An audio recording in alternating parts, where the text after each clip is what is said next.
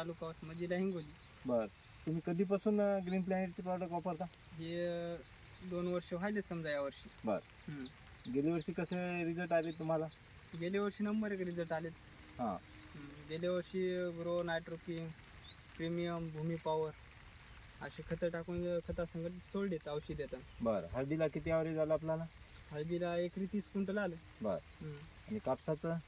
कापसाचं एका बॅगला 13 क्विंटल असे आले. बर. हम्म. बाकी शेतकऱ्याच्या पेक्षा आपल्याला? हा, ॲव्हरेज जास्त आले. बर. हम्म. आणि बाकी शेतकऱ्यापेक्षा आपण त्याच्यात हे प्रॉडक्ट वापरल्याबद्दल समाधानी आहात? समाधानी आहे. तुम्ही हे प्रॉडक्ट रोकडेश्वर एजन्सी, कारंजा चौक, खादी ग्रामोद्योग कॉम्प्लेक्स इथं माझं शॉप आहे. त्या शॉपला माझी ग्रीन प्लॅनेटची जिल्ह्याची एजन्सी आहे. पूर्ण जिल्ह्याला मी माल पुरवतो. ब्लूमॉन नायट्रोकिंग, हा. ब्लूमॉन नायट्रोकिंग पातळ गळानं काहीच होणार त्याला.